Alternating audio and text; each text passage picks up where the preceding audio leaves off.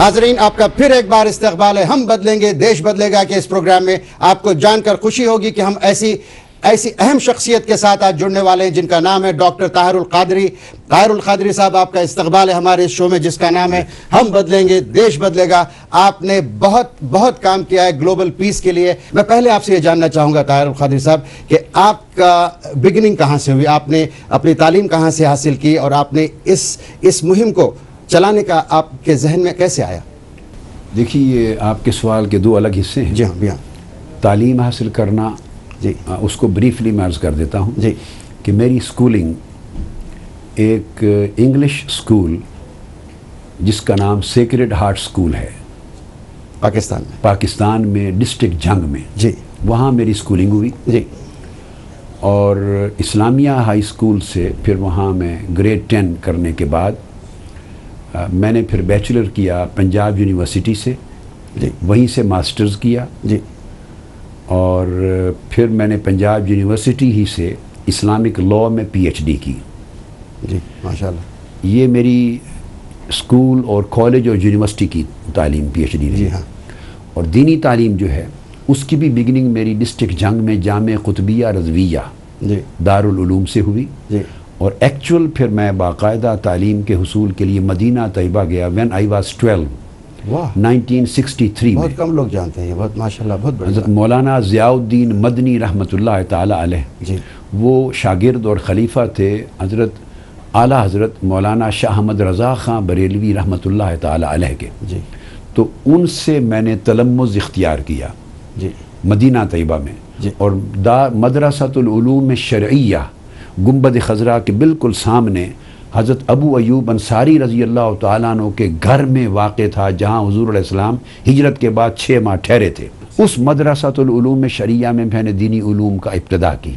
जी, और फिर दीनी उलूम मेरे लाहौर में हिज़्बुल अहनाफ में अल्लामा काज़मी शाह साहब के यहाँ, बहावलपुर, मुल्तान और फिर दीगर असातिज़ा के पास होते हुए मक्का मुअज़्ज़मा में शेख अलवी बिन अब्बास अल मालिकी, दिमश्क और शाम के उलमा और मशाइख में ख़ास तौर पर सैयद मक्की मोहम्मद अल-फ़ातिह अल-कित्तानी और बैरूत और लुबनान इमाम नबहानी के शागिर्द इमाम हुसैन बिन अहमद उसैरान, और सबसे बड़े मेरे उलूम में तरीक़त व तसव्वुफ़ और उलूम में शेख क़ुदवतुल औलिया सैयदना ताहिर अलाउद्दीन अल-गिलानी बगदाद से। तो इस तरह दुनिया के मुख्तलिफ़ ममालिक के बड़े अकाबिर शयूख़ असातिज़ा से मैं पढ़ता रहा और मैंने दीनी उलूम की तहसील और तकमील में कम व बेश अपनी ज़िंदगी के 30 बरस सर्फ किए। माशाल्लाह, माशाल्लाह। तो ये दोनों चैनल्स ज़ाहिरी उलूम यूनिवर्सिटीज़ के और दीनी उलूम को मैंने यकजा किया। रिसेंटली आपने अपनी किताब टेररिज्म एंड सुसाइड बॉम्बिंग पर फतवाज आपने लिखे हैं। 600 पेज का फतवा उर्दू ज़बान में आपने लिखा, उसको कई ज़बानों में ट्रांसलेट भी किया गया है। मुझे आप बताइए कि आज के ऐसे क्रिटिकल माहौल में जहाँ पे नफ़रतें हैं, जहाँ पे पीस को ठेस लगती है, जहाँ पर तरह तरह के प्रॉब्लम्स हैं, आप किस तरह देखते हैं आने वाली दुनिया को और इस माहौल में किस तरह इस फतवे से अमन कायम हो सकता है? एक बात मैं बड़ी अहम इस ज़िमन में, ये जो फतवा on terrorism and suicide bombing लिखा है मैंने दहशतगर्दी के ख़िलाफ़, ये एक मैं ज़िमनन एडिशनल बात कर दूं कि ये मेरी कोई सडन डेवलपमेंट मेरी थॉट की नहीं है जी। ये मेरी जवानी की उम्र से पूरी ज़िंदगी मेरी सोच का जो सिमत है और जेहत है वो यही रही है जी। मैं जब पंजाब यूनिवर्सिटी में लॉ कॉलेज में लेक्चरर था और बाद अज़ां पूरी लाइफ जब मैं प्रोफेसर ऑफ लॉ हो गया जी, और मैंने LLM की क्लासेस को पढ़ाया, मास्टर्स ऑफ लॉ को, मैं हेड ऑफ द डिपार्टमेंट था जी। उस दौरान भी पाकिस्तान के PTV पर फ़हमुल कुरान के नाम से मेरे लेक्चर्स आते थे। मुल्क भर में 1981-82 से शुरू हैं जी। मुल्क भर में कॉन्फ्रेंसेस इज्तिमात को ख़िताब होते थे और मेरी तसनीफ़ व तालीफ़ का एक निज़ाम था जी। अव्वल दिन से मेरी तबीयत में, मेरी तालीम में और मेरे प्रचार में, मेरी तबीयत में एतदाल था, मॉडरेशन, तवाज़ुन था, बैलेंस, उसके अंदर टॉलरेंस था, बर्दाश्त का तसव्वुर। मैं इसकी तालीम पूरे 30 बरस पहले से दे रहा हूँ, 1981 से ग्लोबली, कंट्री वाइड और फिर पूरी दुनिया के ईस्ट से वेस्ट तक जब मेरे सफ़र और दौराजात होते थे तो मेरी तालीमात में, तबलीगात में कंसिस्टेंसी है, کبھی نہ ڈیویشن ہے نہ کبھی سڈن کوئی امپروومنٹ اور ڈیولپمنٹ ہے. میں نے ہمیشہ بھائی چارے کی تعلیم دی, محبت کی تعلیم دی ہے, برداشت کی تعلیم دی ہے, اور انٹرفیتھ ہارمنی پر میری کنسنٹریشن ہمیشہ سے رہی ہے. اب یہ جو فتویٰ لکھا یہ اس کی نوبت اس لیے آئی کہ اب نفرتیں بہت بڑھ گئیں اور انتہا پسندی کی سوچ اور دہشت گردی کی سوچ نے بلا وجہ بعض علاقے کے مسلمانوں کو بدنام کر دیا تھا, جبکہ دہشت گرد کا کوئی دین و مذہب نہیں ہوتا. دہشت گرد نہ مسلمان ہوتا ہے نہ ہندو ہوتا ہے, دہشت گرد نہ کرسچن ہوتا ہے نہ جیو ہوتا ہے, دہشت گرد نہ بدھسٹ ہوتا ہے نہ سکھ ہوتا ہے. دہشت گرد کا حقیقت میں کوئی تعلق کسی دین سے, مذہب سے, آسمانی کتاب سے, انسانیت کے ساتھ بھی نہیں, بالکل نہیں ہوتا. وہ ایک کرمنل ہے, اس سے ایک اپنا ایجنڈا, بیمار آدمی, بیمار ہے یا بیمار کہیے, سک پرسن ہے, سائیکولوجیکل پیشنٹ ہے, یا اس کو کرمنل کہیے, وہ ایک قاتل ہے, ایک مجرم ہے, اور وہ اپنے پرسنل ایجنڈا کو طاقت اور بندوق کے زور سے نافذ کرنا چاہتا ہے, اور وہ پوری انسانیت کی دشمنی کا ایجنڈا لے کے چلتا ہے.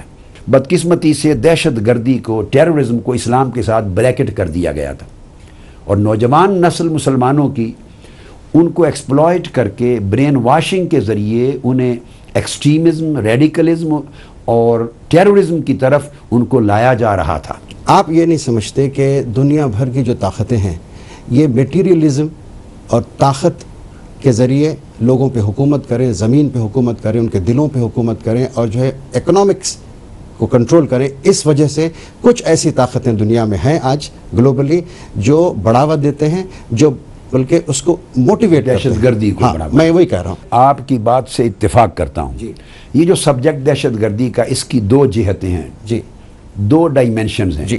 ایک جہت اس کی نظریاتی ہے, اور ایک جہت اس کی سیاسی اور سماجی ہے. آپ نے سیاسی بات کی تو میں اس کو سماجی تیسری جہت بھی ایڈ کرتا ہوں. میں نے اپنے فتویٰ میں صرف اس کی مذہبی, فکری اور نظریاتی ایسپیکٹ کو ڈیل کیا ہے. میں نے اس کے پولیٹیکل اور سوشو اکنامک ایسپیکٹس کو ڈسکس اس میں نہیں کیا. میں نے اس سے نوجوان نسل کو دراصل کسی بھی بنیاد پر برین واش ہونے کے بعد دہشت گردی کے لیے استعمال ہونے سے روکنے کی کوشش کی ہے. اور میں نے قرآن کے, سنت کے, خلفائے راشدین کے, صحابہ کرام کے تعامل کے حوالہ جات دیے ہیں.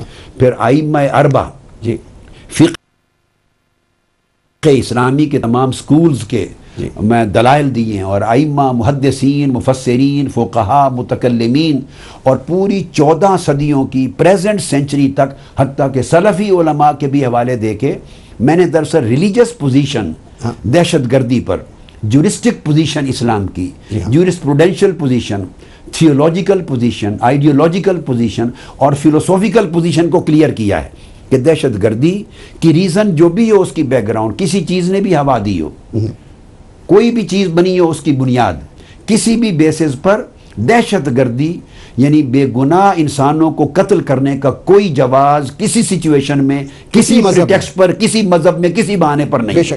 میں نے اس کو ڈیل کیا. اب آپ کا سوال جو ہے وہ ریلیونٹ ہے. وہ یہ ہے کہ دہشت گردی کے فروغ پانے کے اسباب کیا ہیں. یہ اصل ان اسباب میں جہاں میں نے کہا ایک مذہبی تنگ نظری ہے جو ہندو طبقات میں بھی بعض طبقوں میں پائی جاتی ہے, جیوز میں بھی تنگ نظر لوگ ہیں جو فروغ دیتے ہیں. کرسچن میں ریسنٹلی ناروے کے اندر واقعہ ہوا, اور امریکہ میں سب سے پہلے اوکلاہوما بم بلاسٹ ہوا تھا, وہ کلٹ تھا کرسچن. تو دہشت گردی, انتہا پسندی ایک طرز عمل ہے, طرز فکر ہے جو ہر مذہب میں پائی جاتی ہے, مگر اس کو ورلڈ وائڈ فروغ دینے میں کوئی شک نہیں کہ اس میں سیاسی اور معاشی اور سماجی عوامل کا دخل ہے. بہت سے ایشوز جو مسلم ورلڈ میں اور دنیا کے کئی ممالک میں ان اٹینڈڈ اور ان اکمپلشڈ پڑے ہیں, اور ون وے اور دا ادر عالمی طاقتیں اس کا حل کرنے کو تیار نہیں ہیں, یا اتنی تاخیر ہو گئی ہے کہ وہ نہیں ہونی چاہیے تھی, خلاف عدل ہے. ان سچویشن کو بعض انتہا پسند اور ایکسٹریمسٹ لوگ اپنے پولیٹیکل ایجنڈا کے لیے پھر ان کو ایکسپلائٹ کرتے ہیں, اور کچھ لوگ ریئلی اس میں ڈسٹرب ہیں, پریشان ہیں, دکھی ہیں, تو ان کے دکھوں کا وہ سمجھتے ہیں کہ مداوا ادھر سے تو ہو نہیں رہا, ادھر سے ہو رہا ہے, لہٰذا وہ ایکسیسیبل ہو جاتے ہیں, لہٰذا یہ ایکسپلائٹیشن کی بیس بنتی ہے.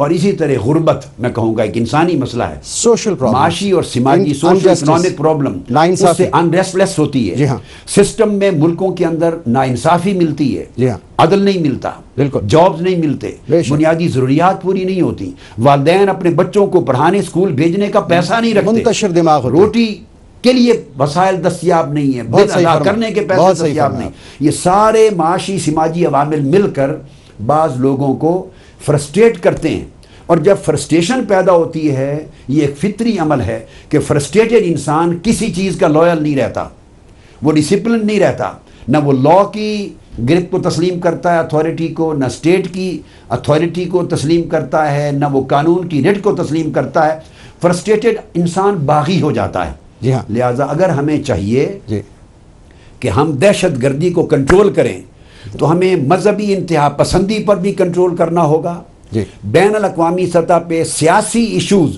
جو لوگوں کو فرسٹریٹ کر رہے ہیں اور ان کو جائز طریقے سے اور ناجائز طریقے سے انہیں ایکسپلوئٹ کیا جا رہا ہے، ان کو بھی ایڈریس کر کے ون وے اور دی ادر فائنلائز کرنا ہوگا، اور socio economic problems, poverty alleviation کی صورت میں انسانی مسائل کو بھی حل کرنا ہوگا۔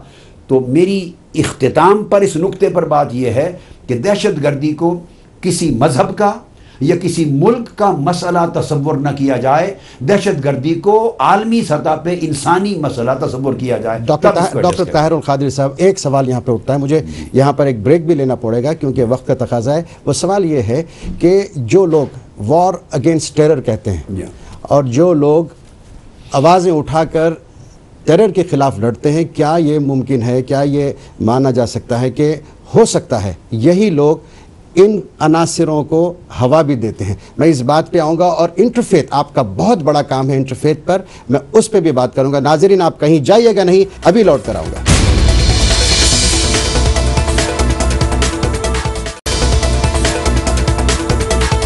ناظرین آپ کا پھر ایک بار استقبال ہے، ہم بدلیں گے دیش بدلے گا پر ڈاکٹر طاہر القادری صاحب۔ میں بریک پہ جانے سے پہلے آپ سے پوچھ رہا تھا کہ کیا وہ عناصر ہوا لیتے ہیں ان لوگوں سے جو ٹیررزم کو بڑھاوا دیتے ہیں؟ ایک بڑا سوال ہے، جب پیس کی بات ہو رہی ہے، جب دہشت گردی اگر عام ہو رہی ہے، تو آپ کو نہیں لگتا کہ پیس ول بی افیکٹڈ، بہت نقصان ہوگا امن کا اور بھائی چارے کا؟ دیکھیے، جہاں تک آپ نے پہلی بات کی کہ ورلڈ وائڈ جو وار آن ٹیرر جاری ہے، جی، تو ان ایفرٹ سے آیا یہ ختم ہونے کو آ گئی ہے یا اس سے بڑھاوا مل رہا ہے، یعنی جی، بڑھ رہی ہے؟ جی ہاں، میں سمجھتا ہوں کہ وار آن ٹیرر پہ جتنا سرمایہ خرچ ہوا، جی، اور پوری دنیا کے ممالک کی جتنی توانائیاں اور یو این او کی جتنی ایفرٹس اور نیٹو کی جتنے ذرائع اور وسائل خرچ ہوئے افرادی قوت سمیت، جی، اس قدر ریزلٹس نہیں آئے، جتنے نتائج آنے چاہیے تھے اس تناسب میں جب دیکھتے ہیں تو نتائج اس طرح نہیں آئے، بلکہ دہشت گردی اپنی رفتار کے ساتھ بڑھتی رہی ہے، جس سے یہ اندازہ لگانا مشکل نہیں ہے کہ وہ مجموعی طور پہ جو پالیسی وار آن ٹیرر کی ہے وہ ایک ریویو مانگتی ہے، اس میں نظر ثانی ہونا چاہیے، بالکل، اور اس کے رسپانسبل پاورز کو اور گورنمنٹس کو سر جوڑ کے بیٹھنا چاہیے کہ کہاں کہاں خامیاں ہیں پالیسی میں، کہ وہ ایفرٹس کے باوجود اور ٹاپ پرائورٹی پہ اس ایجنڈے کو رکھنے کے باوجود وہ عالمی سطح پہ وہ نتائج حاصل نہیں کر پائے جو ہونے چاہیے تھے، ایک چھوٹی سی جن بات کی وجہ سے رد عمل کے طور پہ دہشت گردی کے خلاف جہاں جنگ ہوتی ہے خاتمے کے لیے، وہاں ایٹ دا سیم ٹائم اس کے بڑھنے کے بھی حالات پیدا ہوتے ہیں۔ ایک چھوٹی سا سوال ہے، جب ناانصافی سے بے گناہوں کا قتل ہو جاتا ہے، چاہے وہ کوئی بھی واقعہ ہو، قتل ہوتا ہے تو کچھ ہزار لوگ مر جاتے ہیں، لیکن جب وار اگینسٹ ٹیرر ہوتی ہے تو ملینز آف لوگ مر جاتے ہیں، لاکھوں لوگ مر جاتے ہیں۔ تو کیا وار آن ٹیرر لائسنس ہے بے گناہوں کو مارنے کے لیے؟ جب آپ لڑ رہے ہیں بے گناہی کو ختم کرنے کے لیے، کیا خود بے گناہی کرنے والے بن سکتے ہیں؟ دیکھیے، بے گناہ لوگوں کو مارنے کا لائسنس دنیا کی کسی اتھارٹی کو کسی پریٹیکسٹ پر نہیں ہے۔ بے شک، بے شک، یہ بات سادہ ہے۔ الحمدللہ۔ ہم جو ٹیررزم کے خلاف جنگ لڑ رہے ہیں، دیکھو نا، میری جنگ ملٹری جنگ تو ہے نہیں، مسلح جنگ نہیں ہے، میری جنگ تو ہے فلسافیکل فرنٹ پر، بے شک، آئیڈیولوجیکل فرنٹ پر، بے شک، تھیولوجیکل فرنٹ پر، نظریے کی جنگ لڑ رہا ہوں، علم کی جنگ لڑ رہا ہوں، تصور کی جنگ لڑ رہا ہوں، فلسفے کی جنگ لڑ رہا ہوں، لوگوں کا مائنڈ سیٹ درست کر رہا ہوں۔ بگڑے ہوئے تصورات کو راہ راست پہ لا رہا ہوں. میری جنگ تو عالمی سطح پر یہ ہے, بہت بڑا جہاد ہے. مگر میں ایٹ دا سیم ٹائم بتانا چاہتا ہوں کہ کسی بھی ایفرٹ سے جب بے گناہ لوگ ساتھ مرتے ہیں تو وہ لوگ جو پہلے دہشت گردوں کے ہاتھ نہیں چڑھے تھے اور ان کے ساتھ ان کی ہمدردیاں نہیں تھیں, جب ان کے بے گناہ لوگ مرتے ہیں تو وہ رد عمل کے طور پہ ان کے اندر نفرت کا لاوا ابلتا ہے. دیکھیے آپ, اور وہ دہشت گردوں کا ساتھ دینے پر مجبور ہو جاتے ہیں. ایکشن سے کچھ ری ایکشنز آتے ہیں. اس لیے میں نے عرض کیا کہ دہشت گردی کے خلاف جنگ کی جو مجموعی پالیسی ہے یہ ایک بہت بڑا ریویو مانگتی ہے. بے شک سر جوڑ کے بیٹھنا چاہیے اور کھلے دل سے 10-12-15 سال کی ایفرٹس کے نتائج کا جائزہ لے کر جائزہ لے کر پھر دیکھنا چاہیے کہ ہماری ایفرٹس اور اس کے نتائج میں اگر وہ بیلنس اور توازن نہیں ہے جو ہونا چاہیے, فرق ہے, تو پھر کہاں کہاں غلطیاں ہو رہی ہیں تاکہ انہیں ریمیڈی کیا جائے اور ان میں ترمیم کی جائے. یہ تو میں آپ کے پہلے بات کے جواب میں عرض کروں گا. دوسری بات آپ نے کی کہ میری انٹرفیتھ ہارمنی کے لیے ایفرٹس, کہ جب دہشت گردی بڑھ رہی ہے تو یقیناً پیس اور انٹرفیتھ ہارمنی کی جو کوششیں ہیں وہ متاثر ہوں گی. میں آپ سے اس پر بھی اتفاق کرتا ہوں. میں اس کے اوپر اپنے حالیہ انڈیا کے دورے کی 2 مثالیں دیتا ہوں. جی فرمائیے. کہ ایک طرف میں پیس کی ایفرٹس کرتا ہوں جی, اور مجھے معلوم ہے کہ انتہا پسند ذہن ہر طبقے میں موجود ہوتے ہیں, اور پھر اس کے بعد لوگوں کی اپنے پولیٹیکل رائیولریز بھی ہوتی ہیں, اور وہ ایفرٹس کو متاثر یقیناً کرتی ہیں, چونکہ مخالفت کرنے والے لوگ سوچے سمجھے بغیر مبالغہ آرائی کے ساتھ غلط بیانی کے ساتھ پھر وہ اپنا ایک پورا محاذ کھول دیتے ہیں, ایجنڈا کھول دیتے ہیں, اور لاکھوں کروڑوں لوگ جو حقائق سے واقف نہیں ہوتے ان کے ذہنوں پر پھر غلط فہمی کی گرد آتی ہے. اب میں 2 مثالیں آپ کو دوں گا. دیکھیے میں تو پیس کا میسج لے کے انڈیا آیا ہوں. بے شک. اور نہ صرف انڈیا کو, میں تو آسٹریلیا کے بر اعظم بھی گیا ہوں, میں پورے یورپ گیا ہوں, فار ایسٹ میرا میسج تو جاپان تک جا رہا ہے, میں نارتھ امریکہ گیا ہوں, پاکستان سے لے کے عربک ورلڈ میں میرا میسج اور پیس, انٹیگریشن, محبت کا, بھائی چارے کا, وہ تو ورلڈ وائڈ ہے. نفرتوں کو مٹانا اور مٹانے کا اور محبت کو بڑھاوا دینا. اب مثلا میں نے 24 سپٹمبر کو ویمبلے ایرینا کے کانفرنس ہال میں 12 سے 14 ہزار افراد کا اجتماع کیا, اور پیس فار ہیومینٹی کانفرنس ہوئی, اور اس میں دنیا کے تمام مذاہب کے نمائندگان کو بلایا, جسٹ اس کام کے لیے کہ وہ اپنی مذہبی روایت کے مطابق وہ انسانیت کے لیے امن کی دعا کریں جیسے ان کے مذہب کی روایت ہے. سو وہ وہاں ہوا, ہر ایک نے کیا. اب مقصود تو یہ تھا یہ ثابت کرنا کہ تمام مذاہب میں بلیو کرنے والے لوگ ایک جگہ کھڑے ہو سکتے ہیں. آپ نے کھڑا بھی کیا, اور میں نے کھڑا بھی کر دیا, دیکھا میں نے. وہ اپنی مذہبی روایت پر قائم رہتے ہوئے اپنے مذہب کو چھوڑے بغیر آئیڈینٹی, اپنی ریلیجس اور کلچرل آئیڈینٹی کو قائم رکھتے ہوئے, بے شک بالکل صحیح, وہ انٹریکٹ کر سکتے ہیں. انٹرفیتھ ہارمنی کی فضا میں نے دکھائی. اب اس کا معنی بعض نادان لوگوں نے جن کو فہم ہی نہیں ہے کہ بین المذاہب ہم آہنگی کیا ہے, انہوں نے یہ معنی بنا دیا کہ گویا میں مذاہب کا فرق مٹا کر ایک ہی مذہب اور ایک ہی دین بنانا ایسا لگتا ہے دیکھنے سے.